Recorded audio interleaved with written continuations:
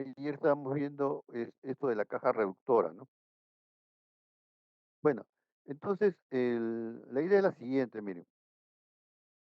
em, ya su compañero Yauri presentó un código de MATLAB, ¿no? Para hacer el cálculo de la potencia, de la carga tangencial, ¿no? Y bueno, cada uno puede hacer su código en su calculadora, tener en la computadora. Bueno, en este caso vamos a hacer el examen presencial. No se puede usar la computadora, ¿no? Entonces necesitarían tenerlo en su calculadora. O en todo caso, pues una hoja de cálculo, ¿no? Un formulario, ¿no? La idea es que el formulario no tenga datos, ¿de acuerdo? ¿De acuerdo, Percy? No debe tener datos ¿ya? La razón de eso es porque tampoco se va a permitir el uso de solucionarios. El problema de usar los solucionarios o usar formularios con datos, que por la premura en la hora del examen, el estudiante termina copiando los datos del formulario, ¿no? Entonces, ya pues, se desvirtúa la solución, ¿no? Entonces, la idea es tener su formulario. Y como ya hemos observado en las clases anteriores también, el, el reemplazar pues los valores de KM, KB, ¿no? KL, etcétera, cualquiera de estos factores, es muy sencillo, ¿no? O sea, tú puedes poner pues 1.3, 1.4, 1.5, este, digamos, no tiene mucho sentido, ¿no? No tiene mucho sentido. Eh, que uno no coloca ese valor, digamos, en forma razonada, digamos, en forma lógica, ¿no? Pensando en las circunstancias en que se da. Entonces, en algunos casos ya hemos definido que, por ejemplo, no estamos haciendo un tren de engranajes para caja reductora, en una caja reductora, vamos a considerar pues engranajes más precisos, montaje más exacto, ¿no? Eso vamos a considerar cuando está en una caja reductora. Porque esas son las circunstancias en que se va, digamos, producir la caja, ¿no? La caja puede ser, pues, mecanizada, se arma dentro de un taller con, digamos, los instrumentos y herramientas necesarias. Y más bien montaje menos exacto, lo consideramos cuando es un eje de transmisión, ¿no? Es un eje de transmisión en el cual los soportes, por ejemplo, van a ir en unos cimientos, ¿no? Entonces el cimiento es de repente, pues una instalación hecha de concreto, ¿no? Es de concreto armado, y encima del concreto armado se va a colocar pues una estructura metálica, y encima de esa estructura metálica recién viene el montaje de la transmisión. Entonces, no podemos esperar pues mucha precisión en base a este cimiento hecho en concreto, ¿no? Todos sabemos las imperfecciones que tiene pues la construcción con concreto. No podemos pedirle pues, milésimas de pulgada de precisión, ¿no? Entonces, normalmente ese tipo de instalaciones no son lo exactas que uno quisiera, ¿no? Por esa razón, montaje menos exacto va a ser para estos ejes de transmisión. Y así hay criterios que ya hemos dado, ¿no? Por ejemplo, ya la tabla 3. Bueno, pero así como esa, claro, pero así como hay para este factor que le estoy recordando, están también para otros valores que hemos definido, ¿no? Entonces, lo importante es saber qué sentido tiene la magnitud del factor que estamos escogiendo, ¿no?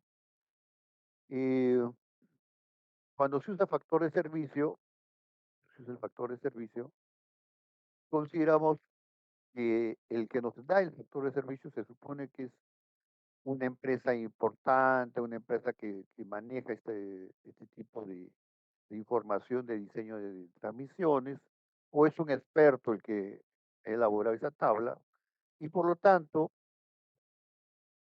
a la hora que me dan un factor de servicio KO de la tabla 10 si no me equivoco, este, este factor ya está considerando el tiempo de vida, está considerando la temperatura y está considerando la confiabilidad, ¿no? Entonces, esos tres factores ya están dentro de este factor de sobrecarga, del factor de servicio, porque lo estamos tomando de la tabla 10, ¿no? Más de la tabla 10 es como que este dato te lo está dando pues un experto, una fuente confiable, el factor de servicio. Entonces ya involucra KL, KT y KR. Y por esa razón se igualan a uno. Esa es digamos, la idea. Entonces, cuando no es así, cuando no es así, entonces sí tenemos que considerar un valor diferente a uno si es que eso es válido. Entonces, una de las cosas que tenemos que tener en cuenta es el, el factor de vida, ¿no? ¿Cómo es que está evaluado el factor de vida? El factor de vida se evalúa en el ensayo de fatiga, ¿no? Y la probeta se ensaya para 10 a las 7 ciclos. Entonces, los valores que nosotros tenemos de tabla, en ese rango de valores que tenemos en las tablas para los materiales, ¿no? Viene a ser un valor referencial para para el ensayo de 10 a las 7 ciclos. O sea, la probeta se prueba hasta ese número de ciclos.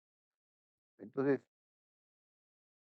la máxima carga o el máximo esfuerzo que puede soportar la probeta para que dure 10 a las 7 ciclos es el valor que estamos tomando ahí.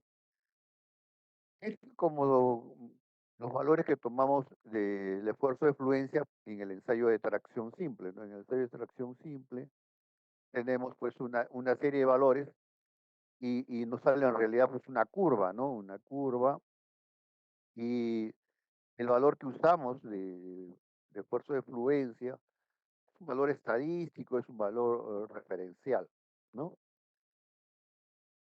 Lo mismo ocurre con este valor que estamos tomando en la tabla 15 o la tabla 16 cuando es fatiga superficial. Entonces, cuando la duración esperada o el número de ciclos esperado equivale a 10 a las 7 ciclos, entonces usamos uno. Pero si yo quiero una duración más prolongada, que yo quiero que sea pues 10 a las 9 ciclos la duración del diente, entonces tengo que modificar este factor KL, ¿no? Tener un valor superior, superior a uno. Y ocurre lo contrario cuando yo quiero el KL, el KL, ya, claro, para 10 cuando aumenta el KL disminuye, pues, ¿no? Bien. Entonces, y lo contrario ocurre cuando estamos queriendo tener una vida limitada, ¿no? Es decir, cuando queremos utilizar, pues, eh, 10 a la 4, 10 a la 5 ciclos nada más, ¿no? Bueno, y si uno se da cuenta, ¿no?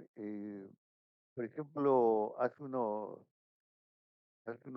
20 años atrás, ¿no? Bueno, tú probablemente recién nacías, recién entraban los productos chinos al Perú, entraban los productos chinos al Perú. Y entonces venían pues relojes, ¿no? Vendían relojes de pulsera, lo ponen en la muñeca, muy baratos, ¿no? Habían unos que costaban $1, así, ¿no? O sea, por 4 soles, 5 soles podías comprarte un reloj de pulsera, ¿no? China, ¿ya? Entonces, claro, tenías suerte, te duraba una semana el reloj, funcionaba una semana. Y si tenía mala suerte, te lo ponías y al día siguiente ya no funcionaba. Así era, pues, ¿no? Entonces, una confiabilidad, pues, muy baja, ¿ya? Bueno, pero eso era porque en realidad estaban produciendo un producto para introducirlo en un mercado nuevo, y querían entrar pues con este programa de precios, pues, ¿no? Pero así como hacen relojes eh, de tecnología muy limitada, que la confiabilidad es muy baja, también hacen relojes pues muy buenos, ¿no? Y eso lo estamos viendo ahora con los automóviles, ¿no? Los automóviles chinos, hace unos 4 o 5 años atrás, nadie quería un automóvil chino. Claro, no sabía si iba a aprender al día siguiente, ese era el problema. ¿Ya? Entonces, pero ahora ya la tecnología se ha mejorado, ¿no? Ha aumentado su confiabilidad, lógicamente su costo también. Eso tiene que ver con esta duración que nosotros queremos, ¿no? Si ponemos un engranaje, ¿no? Si nosotros queremos que dure más de 10 a las 7 ciclos, lógicamente su confiabilidad también va a incrementarse, ¿no? Es decir, uno espera una esperanza de vida larga. Pero también podemos hacer engranajes más económicos con una menor duración, ¿no? Una esperanza de vida más baja, ¿no? Entonces, piensa la 4 ciclos, una cosa así. Entonces, está en función entre el costo y la duración, ¿no? Entre la confiabilidad y el precio. Ese tipo de relaciones hay a la hora en el diseño. Y lo que quería mencionar ahora también, voy a ver si ya hay más alumnos. ¿Dónde están? Sí. Bueno, lo que quería mencionar ahora era de que, bueno, hay un, un tema que tenemos que tener en cuenta en, en el, en el diseño, ¿no? Tenemos que tener en cuenta en el diseño eh,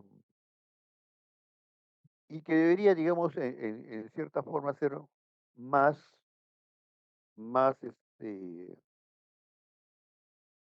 recalcado dentro del proceso de enseñanza de la ingeniería, ¿no? Acá estoy compartiéndoles tres, tres títulos, ¿no? Tres títulos de unas lecturas que deberían ustedes revisar, ¿no? El primero es diseñar para un mundo real, que es más o menos de la década del 70 por ahí, diseñar para un mundo real. Y en algunos casos, los ejemplos el- que se dan en la lectura, lo- la información con que maneja el autor, son antiguos, ¿no? Eh, Son antiguos de la televisión en blanco y negro, más o menos por esa época. Pero, digamos, el concepto es importante. Luego está esta de los principios de Hanover, que inicia, que se da en los principios del siglo XXI, ¿no? En el año 2000, a fines del siglo XX, ¿no? Escriben estos principios de Hanover, que es con motivo de una feria internacional que hay en Alemania, ¿no? Entonces dan unos principios para hacer el diseño sostenible. Bueno, y el tema, digamos, con el enfoque más actual es el de la economía circular. Todos estos tres lecturas son importantes porque tratan del impacto de la tecnología en el medio ambiente, ¿no? El problema de la contaminación, el problema del cambio climático, ¿no? Este enfoque, de estas lecturas, que se produce el cambio climático, si se produce, digamos, un impacto ambiental, es debido a la acción precisamente del hombre y estas acciones están pues conducidas por la tecnología, ¿no? Entonces nosotros hacemos los productos que precisamente están contaminando. Yo recuerdo que hace 50 años, cuando yo era pequeño, usábamos pues las bolsas de papel, ¿de acuerdo? Y entonces aparecieron las bolsas de plástico, aparecieron las bolsas de plástico. Y entonces decían, no uses bolsas de papel, que estás este, utilizando, eh, como decía, destruyendo el bosque, ¿no? Es decir, relacionaban la producción de papel con, con los árboles, ¿no? Con la madera, y, y decían pues que las bolsas de papel estaban destruyendo los bosques, que era mejor utilizar plástico. Y ahora estamos en la, en la otra posición. Estamos diciendo, no usen bolsas de plásticos, usen bolsas de papel. Esa es una situación. Y el problema no es que existan las bolsas de plástico, sino que no se diseñó el proceso completo, ¿no? Es decir, muy bien, las bolsas de plástico, ¿qué va a ser de este producto al término de sus? Y el problema principal está en que se ha confiado o se ha atribuido al consumidor la responsabilidad del manejo de ese producto, lo cual, como vemos, no da resultados, ¿no? No ha dado buenos resultados. Bien. Entonces, la idea de estas lecturas es que a la hora que estamos diseñando, estemos pensando en qué efecto va a tener esta, esta tecnología que estamos aplicando, este diseño nuevo que estamos haciendo.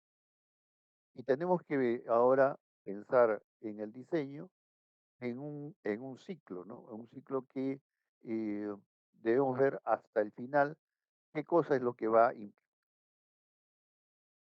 y por ejemplo, en la década del 50 también del siglo pasado, se hablaba pues de la energía nuclear como en la forma, digamos, eh, iba a solucionar el problema de energía en el mundo, ¿no? Era, digamos, la alternativa, la mejor alternativa, y fue en un momento planteado así. Y, y ahora, no, pues ya de 50 años, la gente se da cuenta de que ahora ese recurso que has utilizado es un contaminante que no sabemos, digamos, cómo manejarlo con seguridad, ¿no? Algunos piensan en que esos productos deberían lanzarse al espacio, pero al final el espacio también se va a contaminar. Eh, y así hay una serie de situaciones que el diseñador no, en el pasado, no consideraba, ¿no? Y en la actualidad todavía tenemos ese problema, ¿no? Eh, recién, hace pocos años, ustedes deben recordar o pueden revisar, este, teníamos la gasolina con plomo, ¿no? Entonces, como 100 años, hemos estado usando gasolina con plomo en el mundo y la gasolina con plomo contaminaba pues la atmósfera, ¿no? Y el problema es que el plomo causaba daños muy severos, ¿no? Eh, al ser humano, ¿no? Sobre todo para los niños. Entonces, ese problema es un problema de diseño. ¿Por qué? Porque se diseñó el motor de combustión interna y para poder incrementar la potencia del motor, se requería pues incrementar la relación de compresión. Desde mayor relación de compresión, mayor potencia. Pero el combustible, ¿no? El combustible, y digamos, no alcanzaba pues presiones muy altas y se autoencendía. Entonces, para evitar ese problema de autoencendido, a alguien o a un químico se le ocurrió pues introducir un compuesto de plomo que retardaba el autoencendido, ¿no? Entonces permitía una mayor relación de compresión. Recién después de sí, 100 años, bueno, se han encontrado otras formas de lograr este mismo efecto, ¿no? Y recién estamos teniendo gasolina, por lo menos acá en el Perú creo que hace 2 años nada más, gasolina sin plomo. Entonces, eh, estos tres artículos, estos tres temas que le estoy mencionando, tienen que ver con eso, con la responsabilidad de, del diseñador, ¿no? En el caso de nosotros, que somos mecánicos, mecánicos eléctricos, que hacemos las máquinas, bueno, no hacemos los productos finales, pero sí las máquinas, ¿no? Por ejemplo, un sistema de refrigeración, por ejemplo, antes usaban este, el freón, que también es un problema, y así hay una serie de temas que tienen que ver con el proceso de diseño. Y entonces, más que este tema, estos temas deberían ustedes, digamos, leer sobre,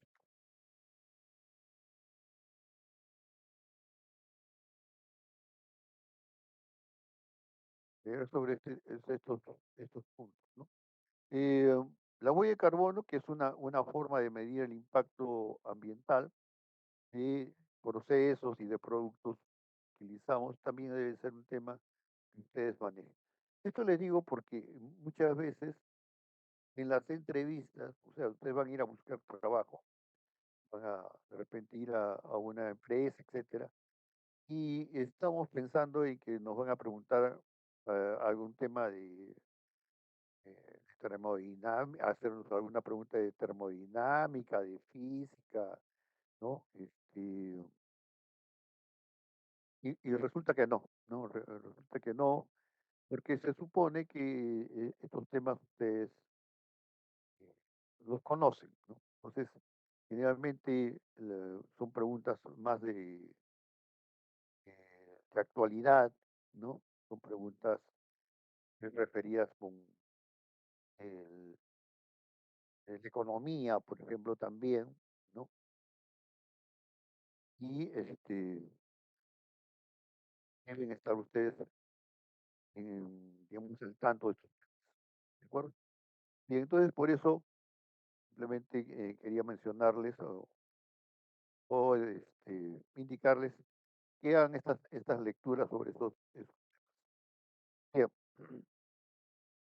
Eh, el día de ayer estuvimos viendo pues este tema de, digamos, los engranajes, ¿no? Recuerden que el día, esto lo tengo aquí para recordar que el 20 probablemente sea nuestro examen final. Estamos, estamos el 4 de julio,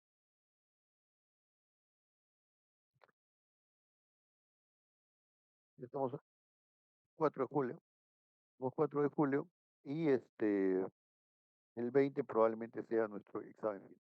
Bien, entonces entre los temas que vamos a ver sería pues los engranajes helicoidales y después veríamos el tornillo sin fin. Entonces, el día de ayer estamos viendo que deberíamos tener en cuenta, en el caso de engranajes helicoidales, que el cálculo usábamos el módulo transversal, ¿no? Y en muchos casos de las tablas que utilizamos de los factores siguen siendo la misma denominación del factor o el parámetro que se está considerando. Por ejemplo, factor de distribución de cargas sigue siendo Km, pero la magnitud del Km cambia si es helicoidal o si es recto el diente, ¿no? Entonces, tenemos que tener cuidado al usar la tabla 13, ¿no? Los valores entre paréntesis son para los engranajes helicoidales. Entonces, ese tipo de detalle debemos tener. El formulario prácticamente va a ser, la secuencia de fórmulas va a prácticamente ser la misma, simplemente cambia cómo seleccionar el factor, el valor. Y el cálculo, como decía, como repito, es el, en base al módulo transversal, ¿no? El módulo transversal. Con el módulo transversal calculo la velocidad, calculo la carga tangencial, calculo la potencia, ¿no? Bien, eso hay que tenerlo presente. Bien. Entonces, determinadas las cargas que puede soportar la caja reductora, y hemos observado que en la caja reductora, digamos, en la, en la primera etapa, digamos, las cargas son menores, ¿no? Y en las cargas, en la segunda etapa, o tercera, etapas posteriores de reducción, las cargas son más altas. ¿Por qué? Porque al reducir la velocidad, se aumenta el torque. Entonces, al reducir las RPM, aumenta el torque. Recuerden que torque por el RPM es potencia. Entonces, para una potencia que pasa del eje de entrada hasta el eje de salida, la potencia que entra es la misma potencia que va a salir. Lo que está cambiando es la velocidad. La velocidad es alta. Cuando entra el reductor, la velocidad sale baja, ¿no? Entonces, esa es una de las cosas que debemos tener en cuenta. Entonces, si bajan las RPM, el torque aumenta y si el radio de los piñones, de los engranajes ya está determinado, es un valor que está definido por el diseño, entonces lo que está haciendo es aumentar la fuerza actuante, ¿no? Entonces, tenemos mayor fuerza actuante cuando la velocidad disminuye.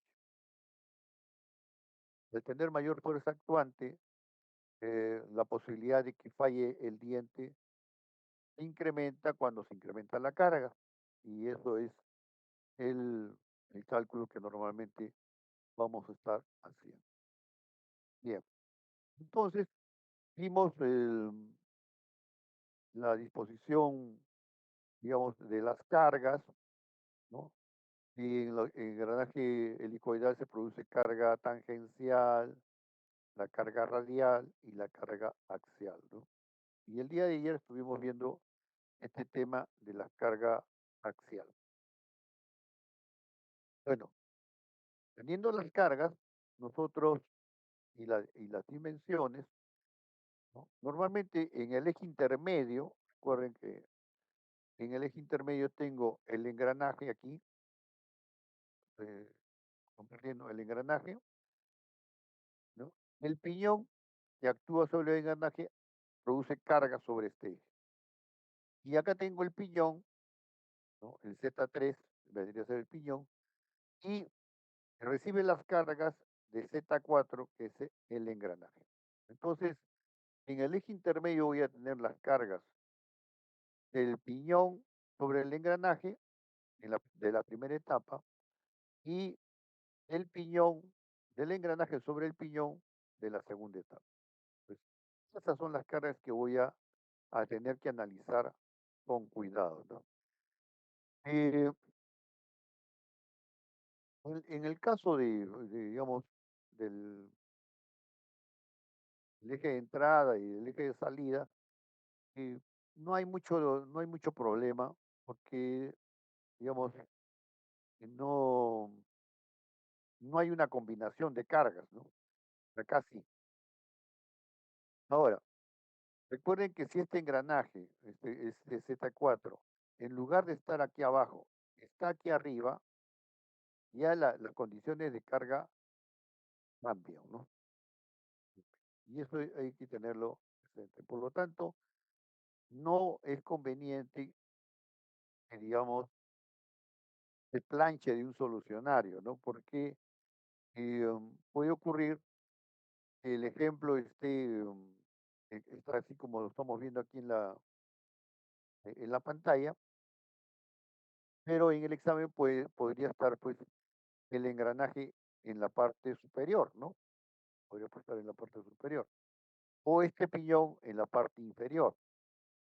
Entonces, las condiciones de carga en el eje intermedio se van a modificar. Entonces es importante que analicen cuál es cuáles son las cargas y determinen las magnitudes y las direcciones adecuadamente, ¿no? Eso lo hemos hecho el día de ayer.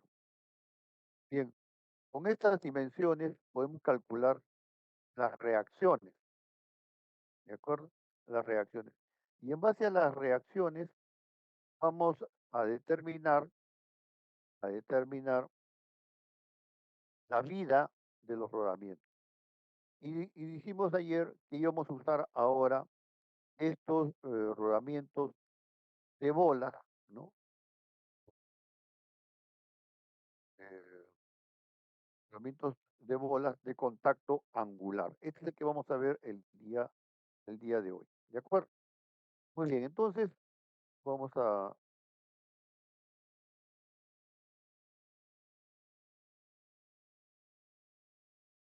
Muy bien, entonces, bueno, felizmente está Yauri. ¿Alguien está grabando, por favor? Marco Aurelio también está. ¿Están grabando? Ligero. Ya. Ok, ok, Gerson. Entonces, gracias. Después al final lo pueden compartir. Muy bien. Yauri, el día de ayer, no sé si pudiste, el día de ayer dejamos unos valores aquí, ¿no? Para que ustedes calcularan estas cargas, esta RA, RB. ¿Tienes algún valor de RA y RB, Yauri, o no lo has podido hacer? Ingeniero, no lo he podido hacer. He estado ocupado ayer y hoy también en la Ya. mañana. No he podido ¿Alguno de hacer. ustedes, alguno de ustedes tiene un valor para RA, RB? ¿Han calculado?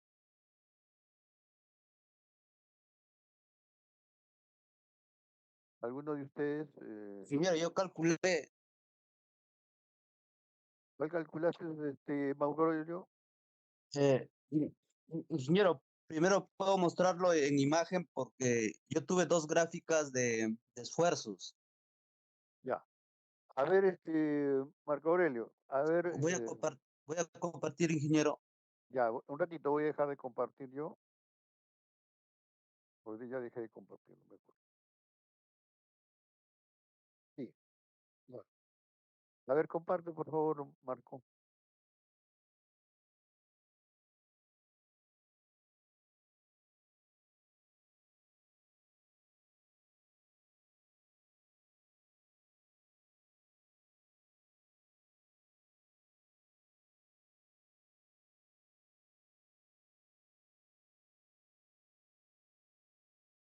Ingeniero, se ve.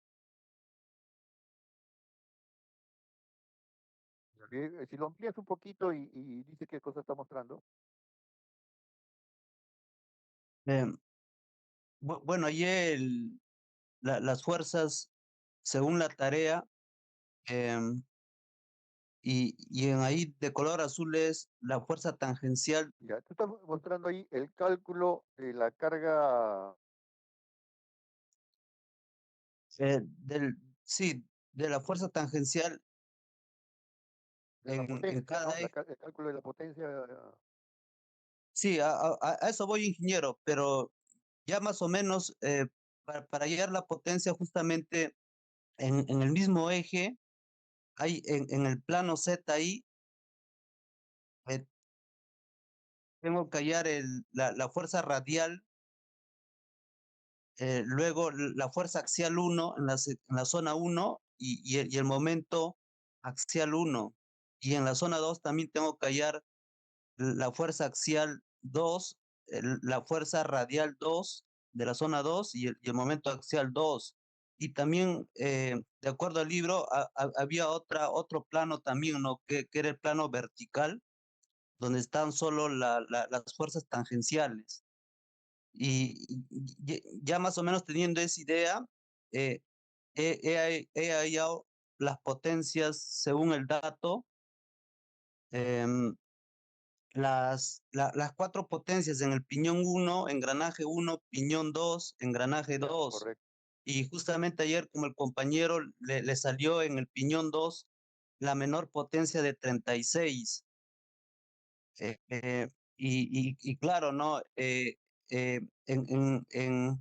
el 36 es la que, bueno, según yo lo que he entendido es que tenemos que tomar como diseño a usar. Entonces, en, en, en las líneas de abajo donde dice etapa uno, eh, eh, yo voy a tomar esa potencia P como el diseño que me salió 36 CV. Ya, entonces, teniendo esa potencia como referencia en el eje uno tienen el mismo torque en la zona uno y zona 2 porque es el mismo eje. Entonces, hallo el torque, que sería esa potencia entre la velocidad angular, ¿no? La velocidad angular es para los dos engranajes es igual, ¿no? Que es el centro, el eje. Teniendo el torque, hallo eh, la, la, la fuerza, ¿no? Que actúa, la fuerza tangencial que actúa en los engranajes. Eh, y ahí utilizo la fórmula que es torque entre el diámetro, claro, en etapa 1 utilizo el engranaje, eh, el, el engranaje de la zona uno en aquel es de diámetro 2 y al otro costado a la derecha es la fuerza tangencial sería el mismo torque, pero ya sería por el otro engranaje, ¿no? Que es de la zona 2 que sería el diámetro 3. Y ahí hallo la fuerza tangencial que me sale, en la zona uno me sale 364 kilogramos y en la zona 2 me sale 764, casi el doble. Efectivamente corroborando que la fuerza es el doble, ¿no? Más o menos es mayor. Y teniendo la fuerza tangencial, utilizo las fórmulas de engranaje, donde la fuerza radial sería la fuerza tangencial por la tangente de phi, que es 20 grados, y la tangente del trinche, que es el ángulo del engranaje, ¿no? Que nos da de datos, sí. Eh, y, y, y también por la fórmula también hay justamente la fuerza axial, que ya le hemos hallado el sentido según ayer las clases, que hemos entendido y verificando también la tarea, la fuerza axial. Entonces tengo la fuerza tangencial radial axial en la zona uno y en la zona 2 también tengo. Entonces, justamente quiero hallar ese momento que también se explicó en clases, que la fuerza axial actúa, ¿no? En un plano, ¿no? Que sería esa fuerza por la distancia que es diámetro entre dos. Claro Ujú. que es, y en la zona 2 igualmente. Entonces, ahí repito la gráfica, ahí está, ¿no? Tengo dos diagramas de fuerza, ¿no? En el plano horizontal, que es ZI, las fuerzas radiales, el momento, el sentido del momento y la fuerza axial que van al centro.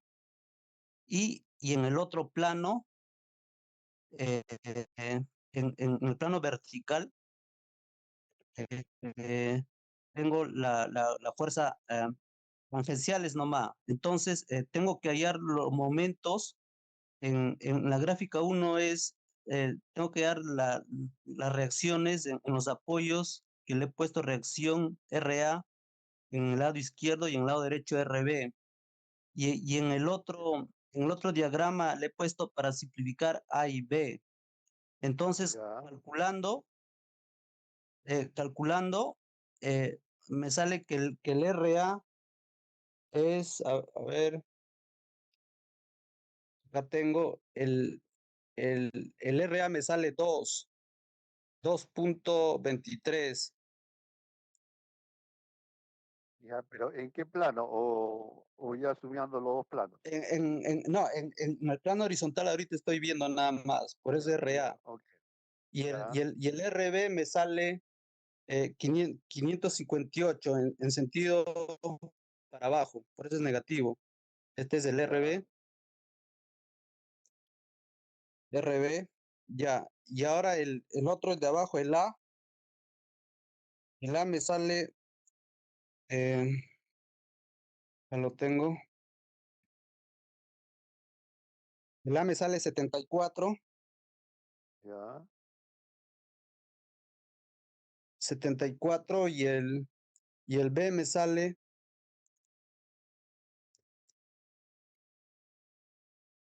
500 menos 550 para abajo. y has verificado que suma de fuerzas te sale cero. Eh, Todavía ingeniero, ahí me quedé. A ver, Pero, pero mi consulta también era si mi procedimiento estaba bien más o menos. no, sí, la idea, como lo has hecho, está bien. La parte numérica, no sé si estará, les habrá salido igual a tus demás compañeros. ¿Alguien más Eh, ha hecho este cálculo para confirmar?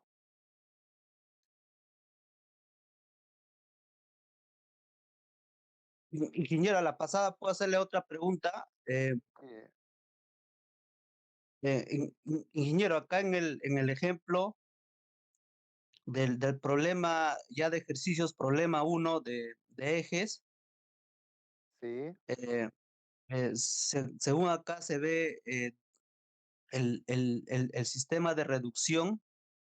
ya, Mi pregunta es simple, justamente que en acá me dan ya la potencia que utiliza una máquina, ujú, pero justamente esa potencia tengo que llevarla a los ejes para el diseño. así Y es, entonces en la fórmula ingeniero, acá me dice que la potencia es la potencia de la máquina dividido entre las eficiencias.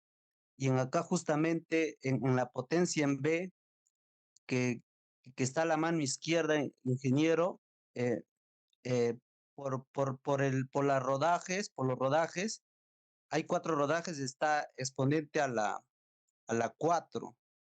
Está bien, yo también estoy de acuerdo de eso. Ahora, cuando me dice la potencia en C, la potencia en C también supuestamente está apoyado en cuatro rodajes, porque si no se caería. El ya, exponente debería ser 4, pero en el libro lo pone 2. Ingeniero, esa era mi duda, porque a veces por ese número me puede salir otro resultado. así es, ya, Ingeniero, el procedimiento real, ¿cómo sería? Y otra pregunta también sería, ¿y si me piden, por ejemplo, nada más para temas para saber la potencia en A, el exponente sería a las 6 o eso nomás? Esa era mi otra pregunta, ingeniero. ya, a ver, déjalo ahí De- para, En ahí, ingeniero. sí, ahí déjalo. Ya, a ver, ¿puedes ampliar un poquito? A ver, miren, entonces, yo tengo la potencia consumida en la máquina, es 41, dice, ¿no? 43. La potencia en la máquina está en 38 es, ahí está en la fórmula. ya, 38 es digamos, en donde está la Catalina, ¿no? Ahí es la potencia, está ahí, es la potencia consumida por la máquina, ¿no? Normalmente es la potencia que voy a poder, digamos, eh, determinar el consumo de energía que tiene la máquina que está moviendo. Muy bien. Esa potencia es la potencia consumida y que ¿no? Para llegar al eje donde está el piñón, tengo que afectarla por una eficiencia. ¿Qué es lo que hace la eficiencia? ¿No? La eficiencia lo que me está diciendo es que tiene que haber un poquito más de potencia, ¿no? Para que llegue lo que yo requiero en la catalina. ¿De acuerdo? Entonces, en el piñón tiene que haber más potencia, de tal manera de que por la fricción, por el rozamiento que hay en la cadena, llegue la potencia que yo necesito en el eje de salida, que es 38 CV. ¿De acuerdo? Entonces, en el piñón tiene que ser un poco más. Tengo que dividir entre la eficiencia de la cadena. Cuando ya tengo la potencia en el piñón, ¿no? La potencia del piñón tiene que ser la potencia que suministra el engranaje, ¿de acuerdo? Tiene que ser igual a la potencia que suministra el engranaje, pero con un poquito más. ¿Por qué un poquito más? Porque tiene que vencer el rozamiento de los dos apoyos. Tiene que vencer el rozamiento de los apoyos del eje, ¿no? Entonces, donde su compañero le llamó A y B. Entonces, normalmente por cada apoyo, por cada cojinete, cada rodamiento, se considera 99% de eficiencia. Entonces, como son dos, se eleva al cuadrado. ¿De acuerdo? Entonces, la potencia que había en el piñón es igual a la potencia que hay en el engranaje más, ¿no? La potencia perdida en estos dos jinetes. ¿No? Eso es lo que tenemos en el engranaje.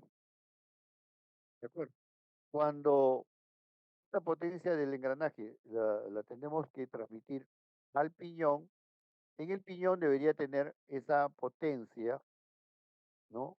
Que se necesita en el engranaje, que es igual al piñón de cadena más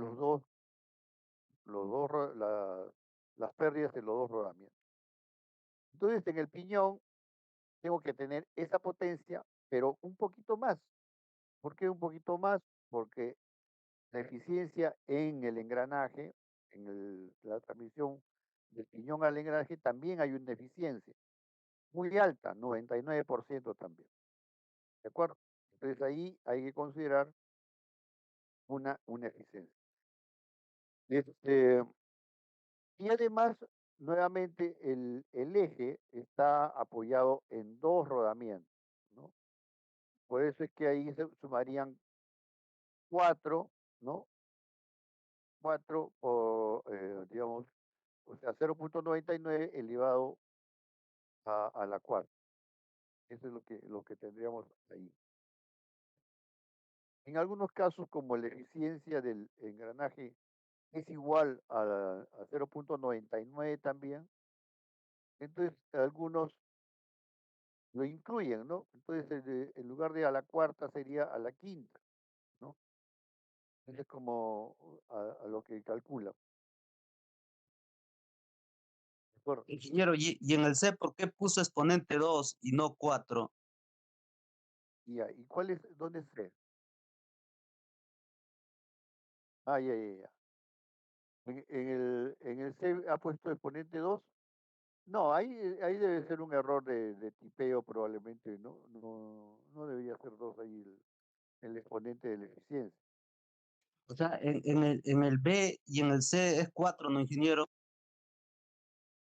En el, en el El B, B es esto, B, y el C es esto. A, B, C, D. ya, Es el B y el C. ya, mira, a ver, vamos a verlo. Ve. Eh, lo que pasa es que, digamos, traten de razonarlo, es mejor tratar de razonarlo que simplemente decir si es a la cuarta o, digamos, otro exponente, ¿no? ¿De acuerdo? Hay que ver por qué es que se pone, ¿de acuerdo? Entonces, bien, tú estás señalando ahí, ese es el C, ese es el que estás señalando. ¿Qué es lo que quieres calcular en C? La potencia que necesita el piñón C. Eso es lo que Sí, queremos, la potencia que necesita el piñón C. El piñón C tiene que tener la potencia para mover el engranaje, ¿ya? El engranaje, ¿de acuerdo? Entonces, esa potencia es la que necesitamos ahí en, no sé qué letra le ha puesto, D, ¿no? Debe ser D, ¿no? A, B, C, D, claro, debe ser D, ahí en D. Entonces, ¿y la potencia en D a qué es igual? La potencia en D es igual a la potencia que necesito en el piñón de cadena, ¿no? Afectado por dos apoyos. Entonces sería la potencia en el piñón de cadena entre, entre estas dos eficiencias, ¿no? ¿De acuerdo? Eso es lo que tendría. A ver, lo he copiado y lo voy a poner aquí en el Paint, ¿ya? Mm, yo dejo de compartir. sí, por favor, deja de compartir.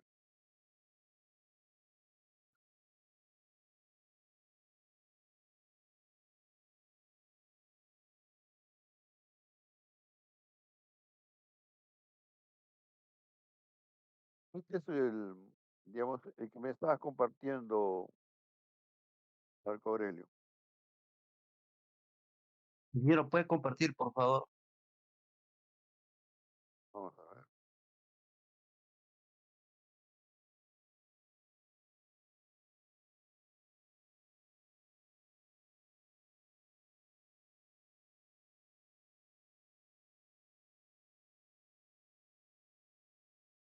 Listo, estamos compartiendo, ¿no?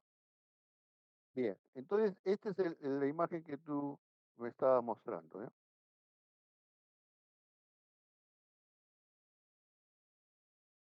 De acuerdo. Entonces, yo quiero la potencia, voy a marcar aquí.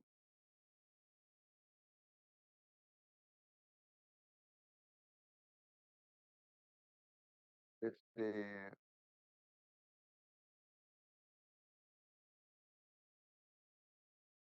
yo quiero la potencia de este de acá, ¿no?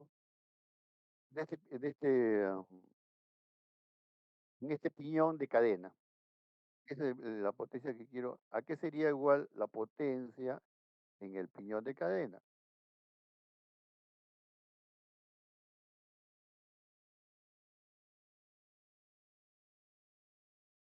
Eh,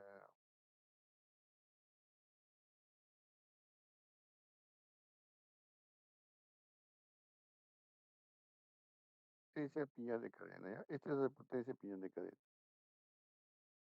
¿Ya? Entonces sería igual a la potencia de la máquina,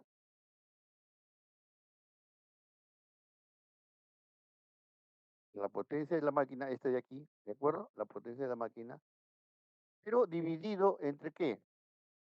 Dividido entre la eficiencia de la cadena.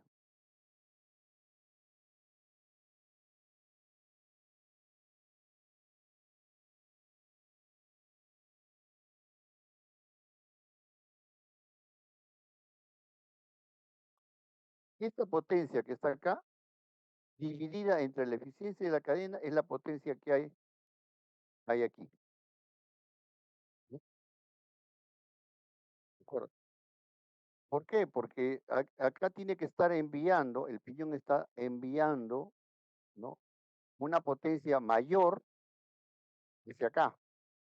Entonces, una parte se va en la fricción, en el rozamiento que hay en la cadena, y la otra parte es la que llega a mover la cadena, ¿no? Por eso es que aquí hay un incremento de la potencia de acá, aquí hay un incremento, ¿no?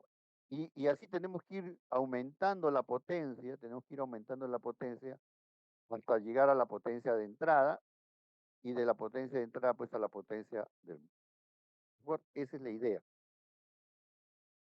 Muy bien. Ahora yo quiero pasar de la potencia que está aquí, que hemos señalado, a la potencia en, en este engranaje, aquí. Ahí quiero hallar la potencia. Entonces, la potencia será igual a esta potencia de la cadena. Voy a poner acá simplemente la potencia de, ¿qué letra es esta de aquí? D, ¿no? Potencia de D. Potencia de D,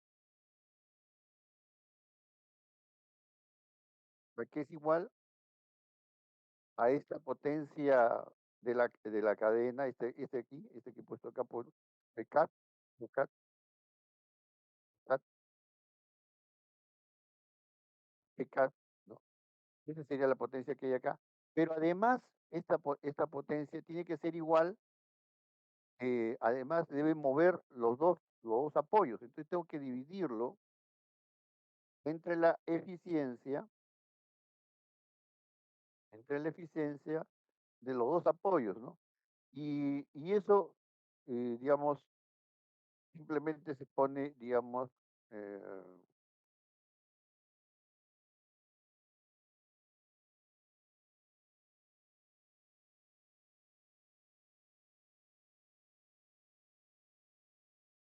eficiencia, la eficiencia del rodamiento al cuadrado, ¿no?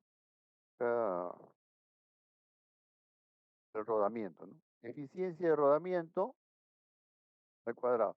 ¿Por qué al cuadrado? Porque acá hay uno y acá está el otro. Bueno, entonces,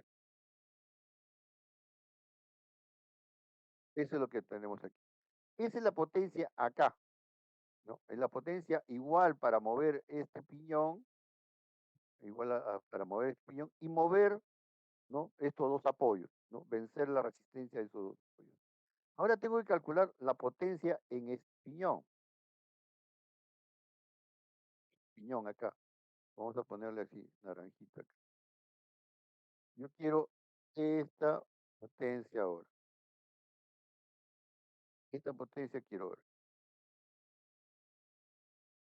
Entonces va a ser igual a esta potencia que encontré aquí, digamos,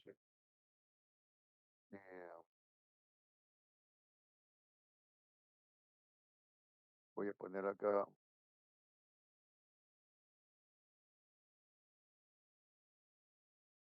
potencia de piñón, ¿no? Esta potencia de piñón, que es igual a esta potencia verde, ¿no? Esta potencia que he puesto en verde, ¿no?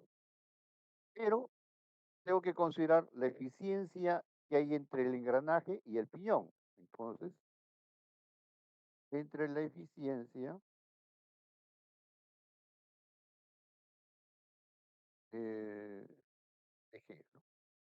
Sigo. Eficiencia de esta transmisión acá. ¿De acuerdo? Ahora yo necesito, ya, entonces, esta que he encontrado aquí, esta eficiencia que he encontrado aquí, ¿a qué es igual?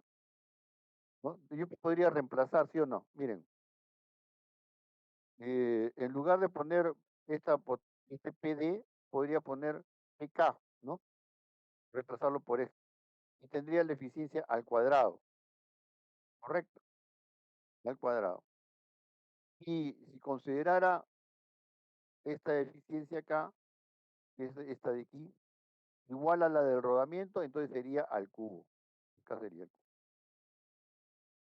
cubo. Ahora necesito la otra eficiencia. La eficiencia para calcular, eficiencia para calcular, ahí, ¿correcto? Esta eficiencia. Sería entonces esta misma potencia, pero ahora afectado por estos dos apoyos. Entonces sería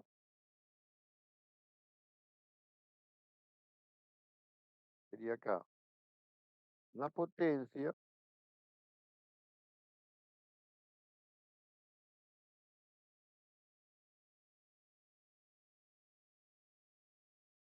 la potencia igual a la potencia del piñón, ¿no? entre, entre la eficiencia de estos dos apoyos, ¿no? De estos, ahí tendríamos que tener la eficiencia, eh, podríamos llamar de eficiencia del apoyo, ¿no? Tal cual. Ahí tendríamos eso. Correcto. Bueno, ese sería el razonamiento que tienes que usar Marco Aurelio. ¿Alguna consulta? Sí, ingeniero, he entendido, ingeniero. Ya. Así es como se va desarrollando, ¿de acuerdo? Eh, entonces, en algunos casos, como te decía, la eficiencia del rodamiento se toma 0,99, es el que se toma por rodamiento, o sea, 0,99 se toma la eficiencia por rodamiento. Y en algunos casos, la eficiencia entre piñón y engranaje también se toma 0,99. Eso hace que a veces, digamos, en la forma de presentarlo, pongan, digamos, al cubo, ¿no? ¿De acuerdo? Eso es lo que está ocurriendo. Deberían poner separado, ¿no? Deberían poner separado al cuadrado y después eh, la otra eficiencia, ¿no? Pero no, a veces simplemente lo obvian eso. Por eso es que puede haber alguna confusión. Preferible es hacer el análisis así como te estoy diciendo yo, cuál es la potencia que quiere pasar de aquí a acá. Y ahora recuerda que aquí va incrementándose, que estamos yendo de la potencia consumida hacia la potencia suministrada. Tiene que entrar más potencia y esa potencia que entra, hay parte que se va perdiendo en fricción, ¿no? En rozamiento, ¿no? Se transforma en calor, ¿no? Y eso se va al medio ambiente y hay una energía que llega, que es la energía útil, la que mueve la máquina, ¿no? Eso es lo que tenemos que hacer. Ahora, esto de considerar las eficiencias, normalmente lo hacemos para evaluar la potencia que requerimos a la entrada, ¿no? Eso es lo que normalmente hacemos. Pero para el cálculo de las dimensiones del piñón, del eje, ¿no? De los engranajes, no conviene hacer esta, este efecto de la eficiencia, ¿ya? No conviene. ¿Por qué? Porque yo voy a partir de una fuerza aquí, ¿no? Vamos a decir, yo voy a empezar con una fuerza 1 y como hay eficiencia, se va a perder y entonces voy a tener una eficiencia 2, ¿no? Una eficiencia 2 es menor, una fuerza menor. Después voy a considerar otra vez la eficiencia y voy a tener una fuerza menor, 3. Entonces, yo considerara el efecto en el torque va a ir disminuyendo, ¿no? Sí, 1% menor, acá 0,1 2% menor y así, ¿no? Se va incrementando aquí y va disminuyendo el torque. Ese porcentaje va disminuyendo. Y entonces voy a calcular acá un diámetro de eje o un espesor de diente más pequeño, porque yo estoy calculando con una fuerza más pequeña, ¿no? Acá al final voy a tener una fuerza eh, menor, una fuerza menor voy a tener acá.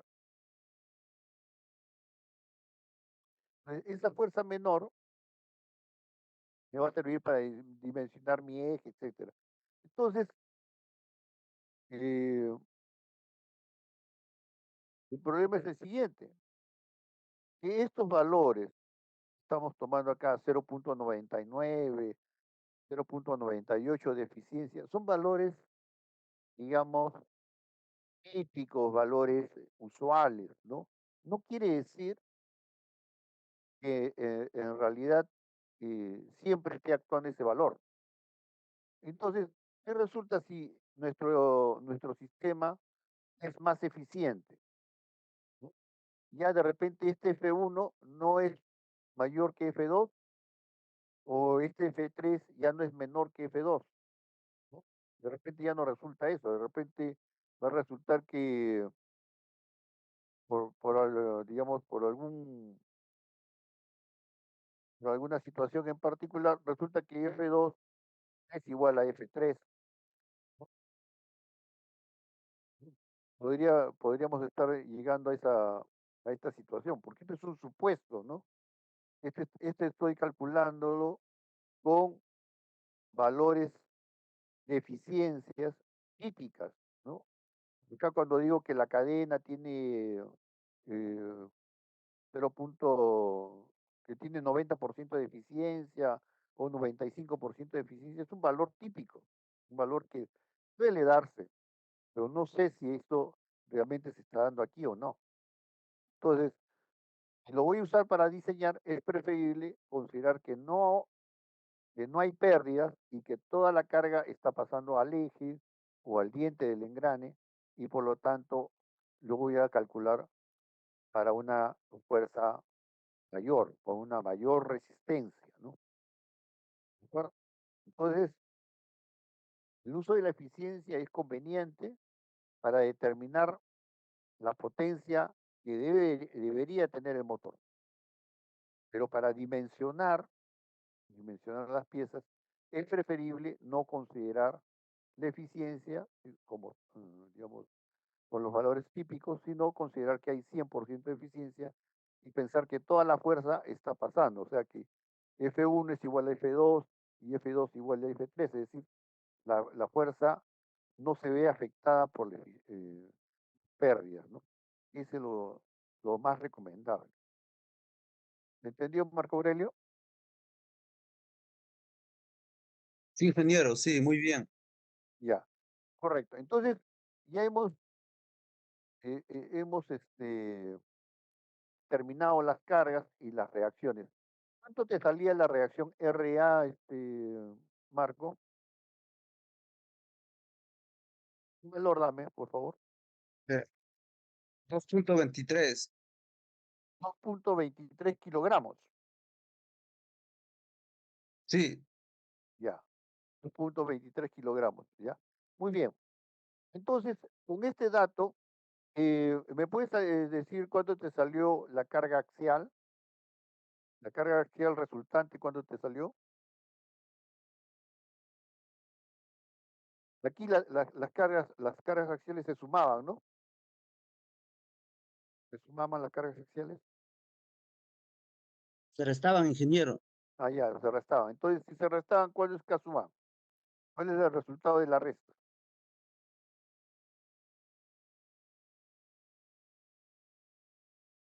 ¿Cuál fue el resultado de la resta en el eje intermedio?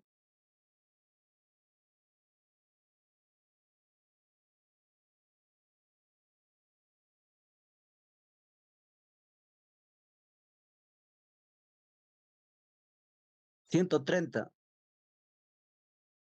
¿Tanta diferencia hay en uno, dos y el otro? ¿Y cuánto es el RB? ¿RB cuánto te salió? RB.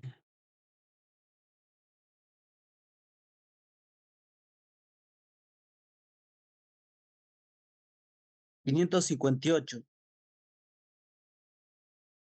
Pero uno es 500 y el otro 2.23, así. Eh, Parece raro, ¿eh? ingeniero, mejor lo comparto, ingeniero, A porque ver, ya a ver. voy a tener acá. Ya. A ver, comparte.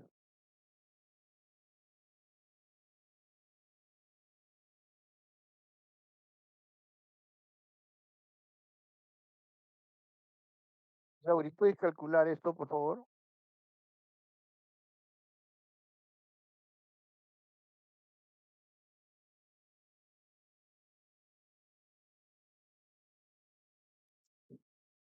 Ingeniero, tendría que sumar las reacciones en A, ¿no? El RA más A, ¿no? Que el RA me sale 2.23 y el A me sale 74. La suma Ya. sería 76.23 en el Ya. A. Y las cargas verticales que tienes ahí, ¿cuánto suman? Eh, Tiene que sumar cero la suma de fuerzas.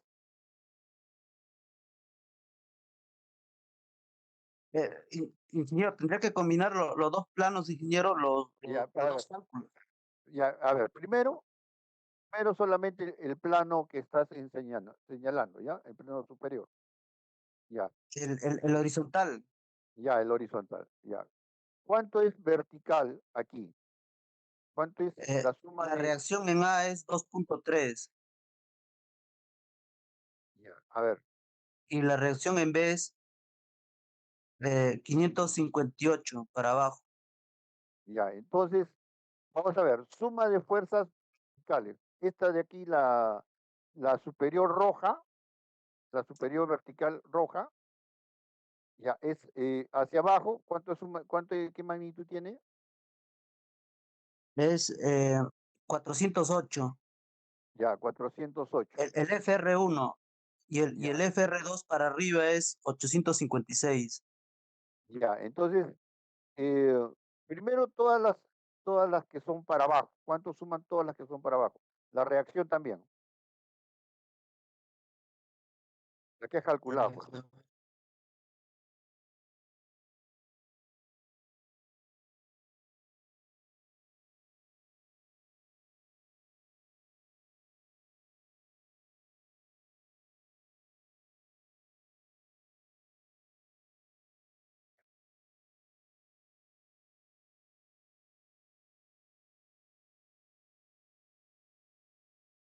966. Ya, la suma de los dos para abajo es 966. Ahora suma los dos que están para arriba.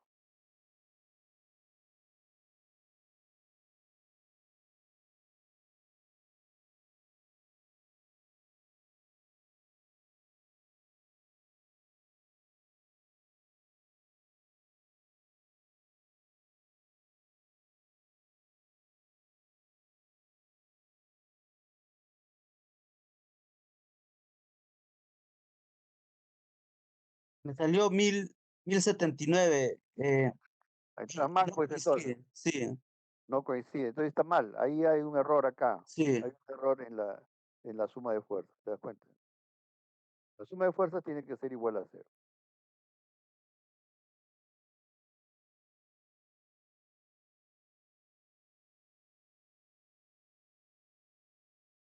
La suma de momentos también tiene que ser igual a cero.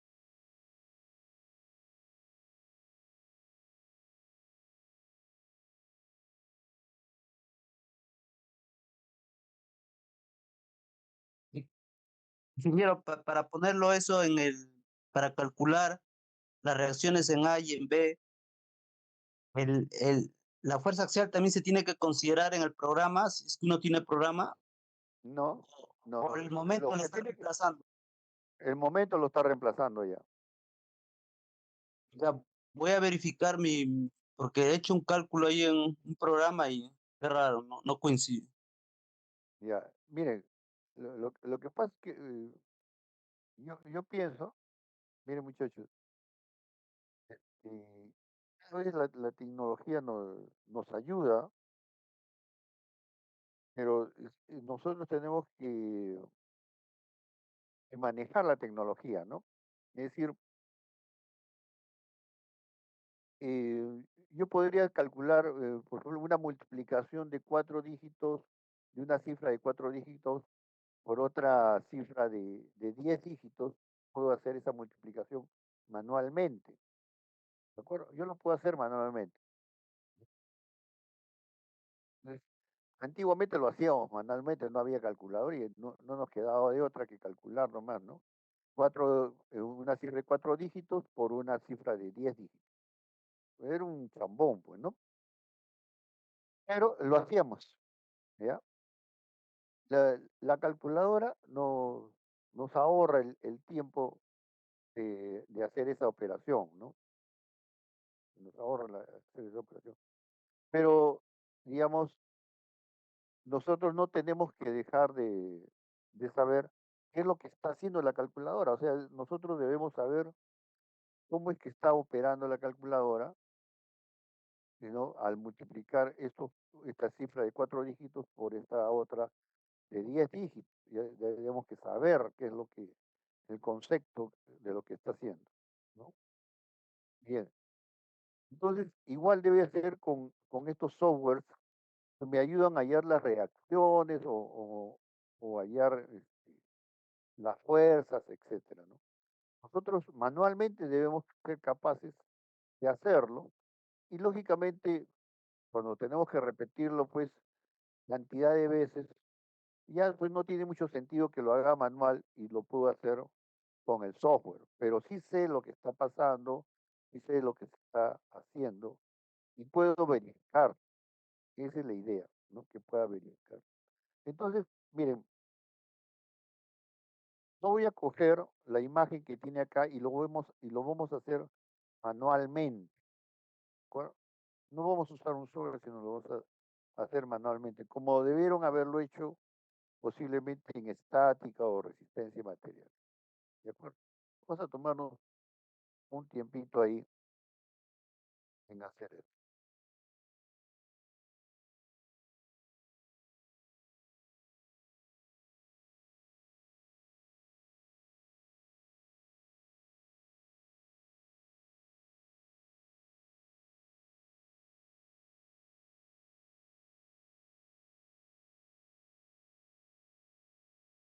Hoy, eh, porque ahora en un ratito voy a compartir yo, ¿ya?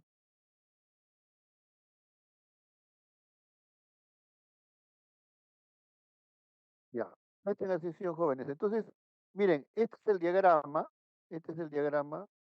que, digamos, queremos resolver.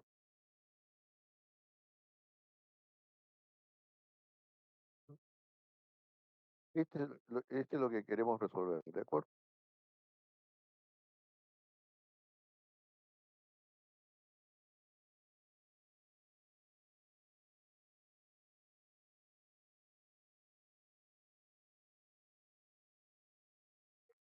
Entonces, miren, ¿qué es lo que tengo que hacer yo? Tengo que hacer suma de fuerzas verticales y suma de fuerzas horizontales y suma de momentos igual a cero, ¿de acuerdo? Eso es lo que yo tengo que hacer. Voy a usar solamente este primer plano. Primero el plano horizontal, no quiere decir que después no tengan que hacer el plano vertical, pero la idea es que hagamos uno para recordar cómo es que se calcula, ¿de acuerdo? Eso es lo que vamos a hacer. Y aquí voy a, voy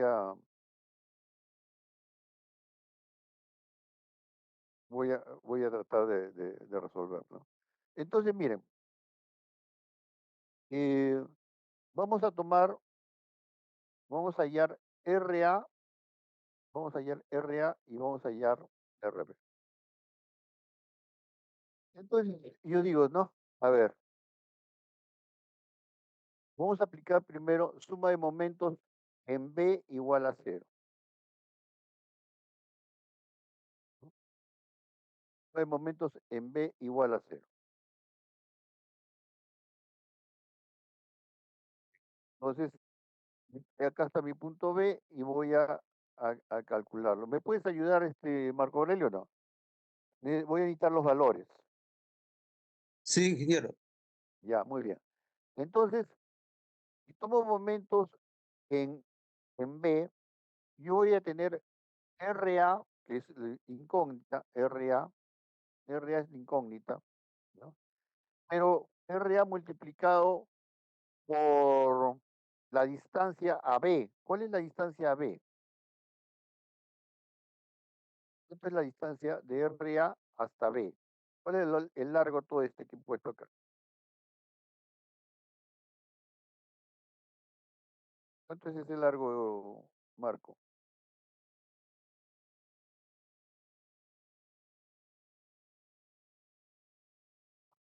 420.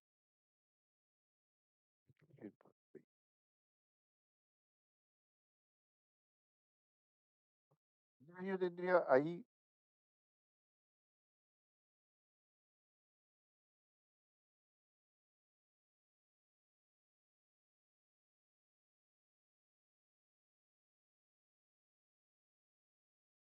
RA, RA por,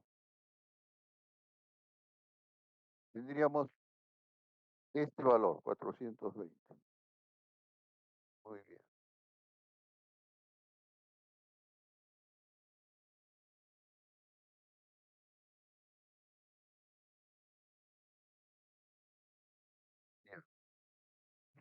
Bien. ¿En qué sentido estaría? Vamos a suponer que sentido horario, ¿no? Sentido horario. ¿De acuerdo? Bien. Ahora tenemos otra fuerza está actuando aquí.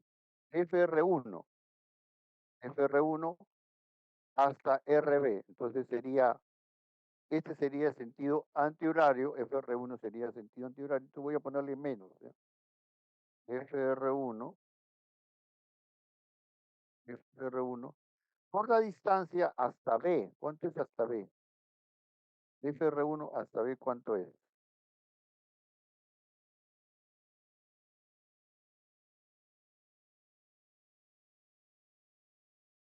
300. 300.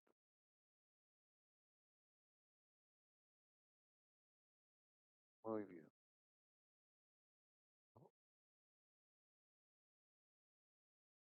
Se me borró ya. Bueno, no importa.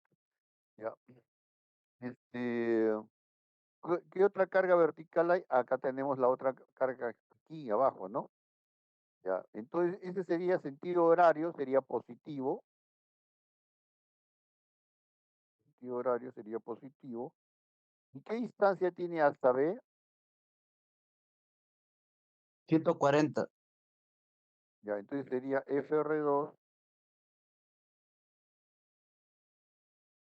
por 140.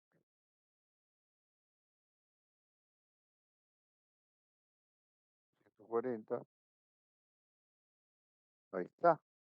Muy bien. ¿Hay alguna otra carga? ¿Hay alguna otra carga, Marco Aurelio? Ingeniero, ya no hay, salvo las axiales. Ya, pero las axiales no van a producir, digamos, momento flector, ¿no? Salvo estos momentos concentrados, ¿correcto? Muy bien. Entonces, acá me falta agregar este momento, ¿no? Este momento, MA1. Acá sería sentido, sentido horario, estamos considerando positivo, ¿no?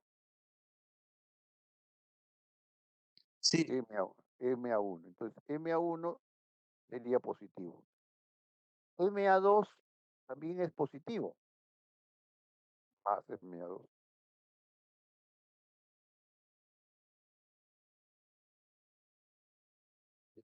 ¿A cuánto tiene que ser igual a esto, Marco Aurelio? ¿A qué debe ser cero. igual esto? Cero. Igual a, igual a cero, ¿no? Igual a cero. déjeme que igual, este, igual, este, igual, cero. Ya tenemos ahí uno. ¿No? Ahora, ese sería para hallar RA. F1, FR1 lo conoces, FR2 lo conoces, MA1 lo conoces, MA2 lo conoces. ¿Quién no conoces? RA nada más.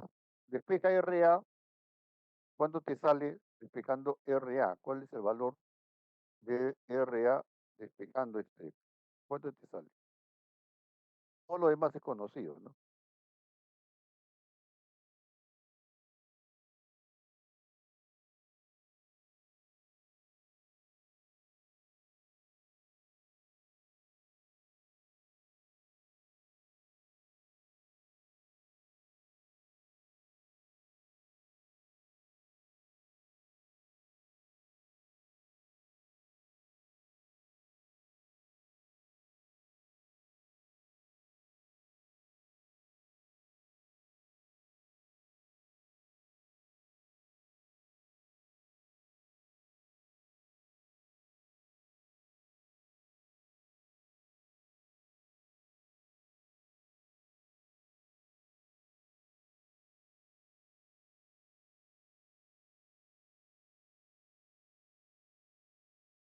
Hablando Marco, ¿no? Sí, ingeniero, ahorita le doy el resultado, estoy metiendo la calculadora. Ya, ya, ya.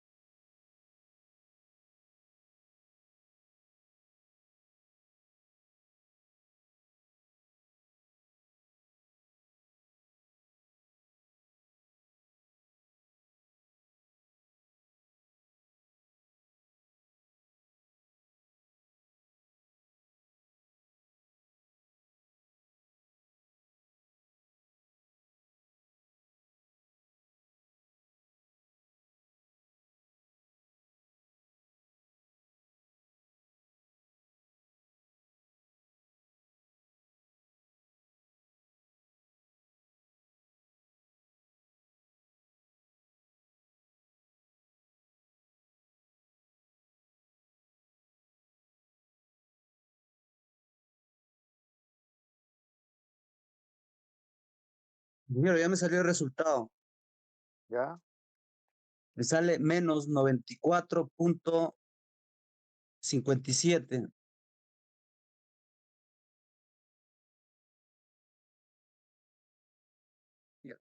Ya, ya nos salió ese resultado. Menos 94,57. Muy bien, vamos a hacer lo siguiente. Ahora quiero,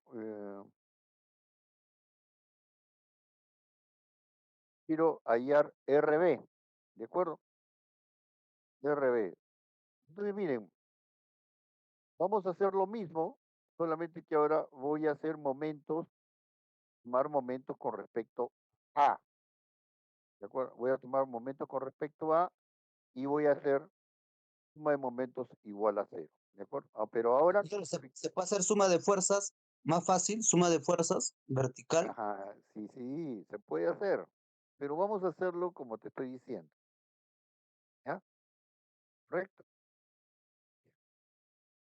Esto es importante que, que lo hagas. Vamos a hacer entonces, ahora con respecto a el punto A, ¿de acuerdo? Entonces tendríamos RB, poner acá. Voy a empezar por acá. RB, ¿no? RB. Este, RB, ¿a qué distancia está de A? 420. 420.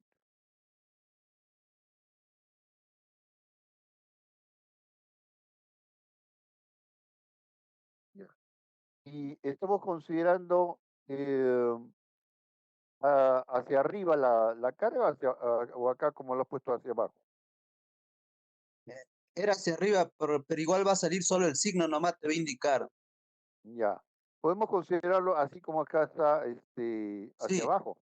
sí, si Muy lo bien. Entonces, consideras así, ya, vamos a considerarlo hacia abajo para que, digamos, coincida con la figura aquí, ¿de acuerdo? Para no tener sí, otra figura. Ya, entonces, RB por 420 sería sentido horario positivo, ¿de acuerdo? Así vamos a considerar, positivo, ¿de acuerdo? Muy bien. Recuerde con respecto a, al punto A. Muy bien. Después tenemos la fuerza FR2, pero FR2 con respecto a A produce un momento en sentido antihorario. Entonces sería negativo acá. Sería FR2 por, ¿cuánto es la distancia de FR2 hasta A? es 80. Es 80.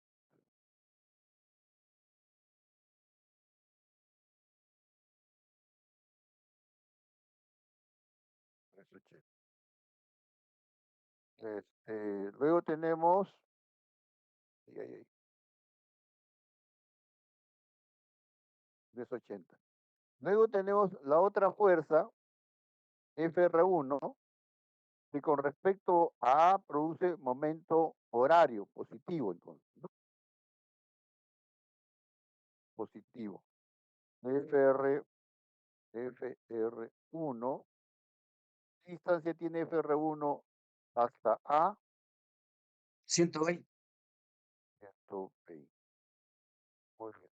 ¿Hay alguna otra fuerza vertical? Ya no hay, ¿no? Pero sí tenemos los momentos, digamos, localizados, ¿no?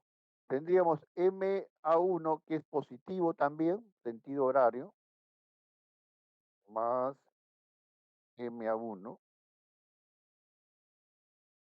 Y tendríamos MA2, que también es positivo,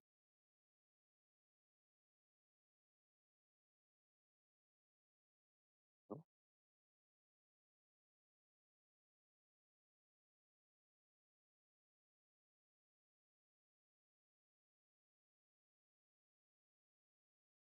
Y si ya no hay nada más, entonces sería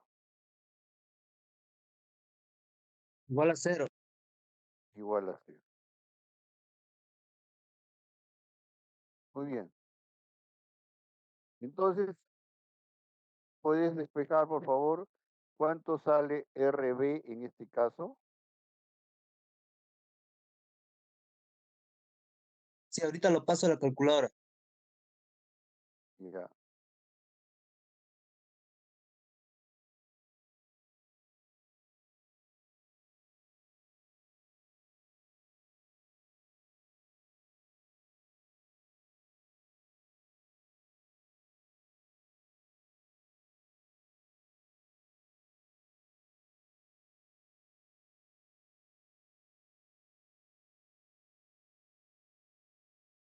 Ay,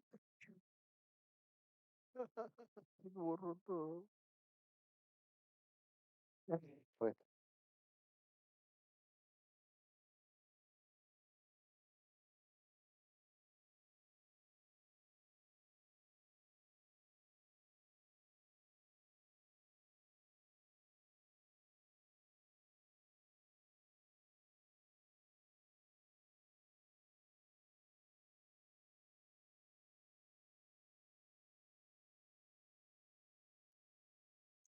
Ingeniero, le dicto.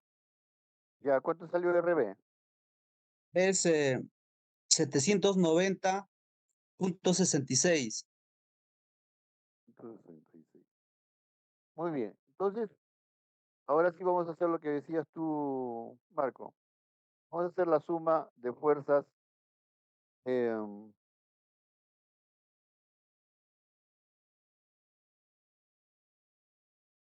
la suma de fuerzas verticales, ¿no? Entonces, sería RA, y yo lo había supuesto hacia arriba y salió negativo, es hacia abajo, ¿cierto? Sí.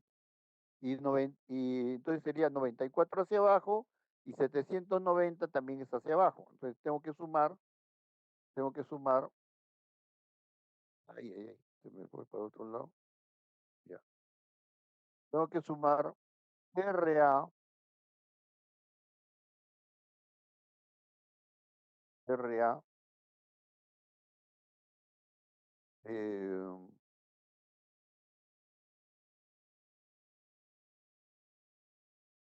cambiado de signo, o sea, menos RA, más RB. ¿Eso cuánto me sale? Sería 100, 384. 884. Eso es lo que me sale aquí. Muy bien, ahora tengo que hacer lo mismo acá con las fuerzas. FR1 es hacia abajo, sería menos FR1, menos FR1, y más, ¿no? FR2.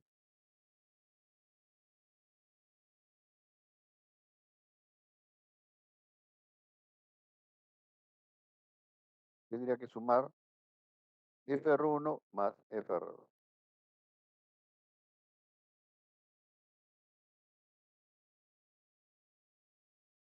No hay ninguna otra vertical, por lo tanto esto debe ser Eh, igual. ingeniero, voy a verificar los cálculos. Parece que no coincide. Ya, a ver, chequea. Ingeniero, si no le voy dictando los datos, tal vez para que los alumnos también corroboren del FR1 ahí, para que A ver, a ver. A ver, vamos a hacerlo aquí en el... o lo captura, lo comparto para que lo capturen los datos. A ver, lo captura, a ver. Voy a detener un ratito. Ya, comparte, a ver.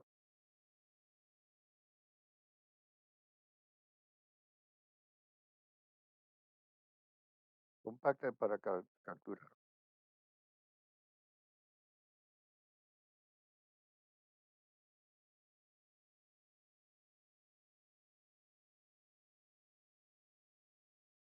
Ya, Ahí están los datos, ingeniero. FT1, FR1. ya. A ver, vamos a capturar. Estos son los datos, ingeniero. Ya, voy a capturar todo.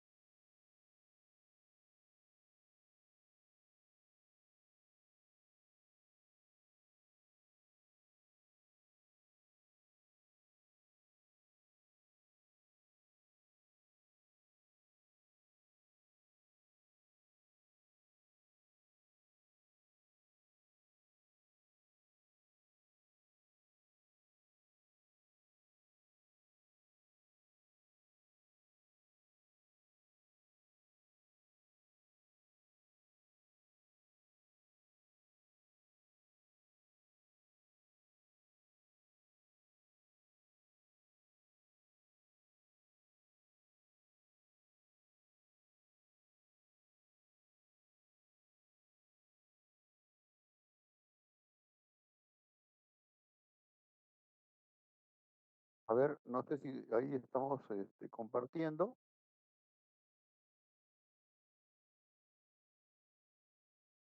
Compartiendo los valores, ¿no?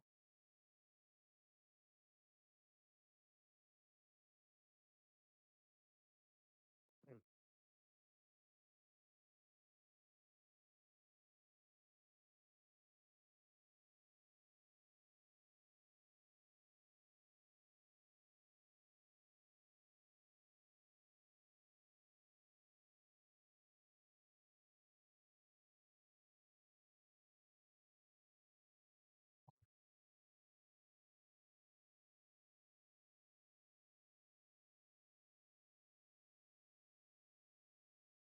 A ver, no sé si Gerson o Ramos pueden apoyar con el cálculo, por favor.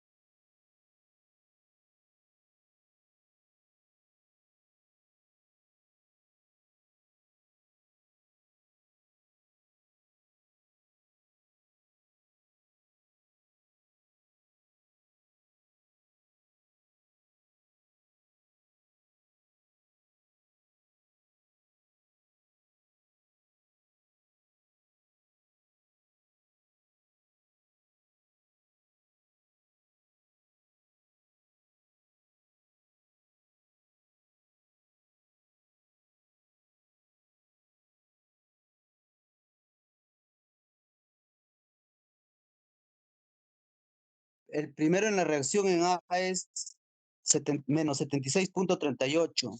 76 A ver, 76.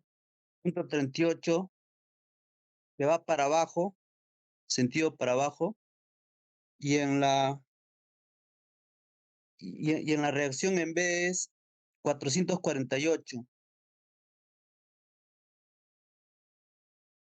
448,50. Ya. A ver, y ahora, Sí, suma aproximadamente cero. ya, correcto. Muy bien, entonces ya tenemos las reacciones RA.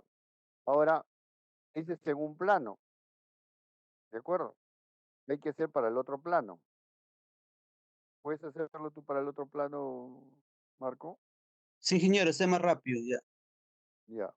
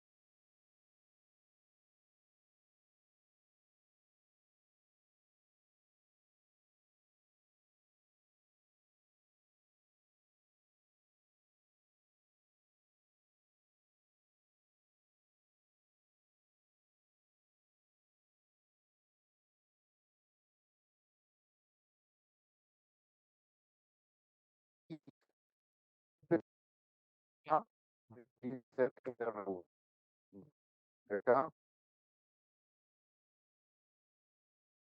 para montaje en X, este va a ser FR1, ¿no?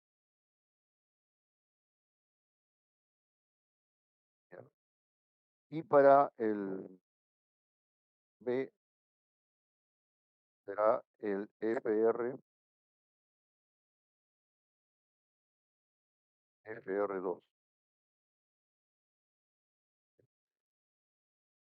Esos dos valores. Y la resultante K sub A tenemos que ver cuál es su dirección, ¿no? Este FA va a ser el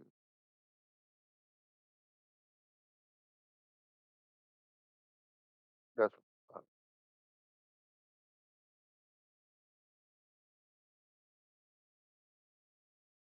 Bien. Esto es lo que tenemos que tener identificado y vamos a ir a esta tabla, ¿no? La tabla 9, donde vamos a tener esta información. Información que permite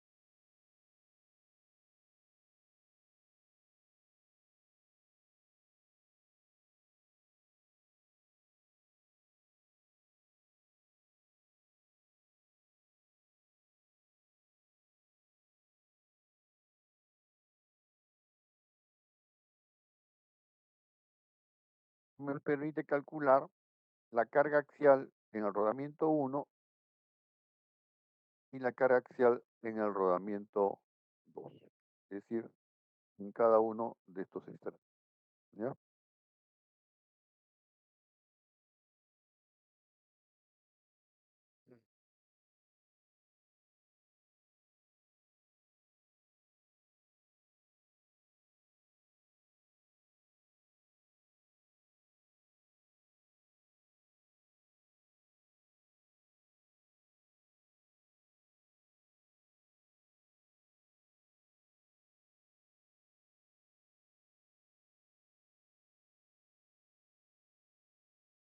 Bien, con esos valores vamos a determinar estas cargas y con esas cargas determinamos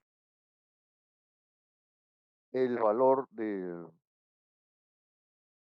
la duración del rodamiento. Bueno, vamos a quedarnos ahí. A ver, Aurelio, a ver, trata de dejarlo para mañana, pues, poder usar los valores, ¿ya? Sí, ingeniero, le voy a verificar, ingeniero, todito. Ya. A ver si Sí, para ingeniero. mañana Está lo bien, podemos. sí. Ya, ok. Está bien, gracias. Mañana continuamos. Ok, muchachos. Entonces, traten de revisar esa parte y mañana vamos a continuar, ¿ya? Muchas gracias.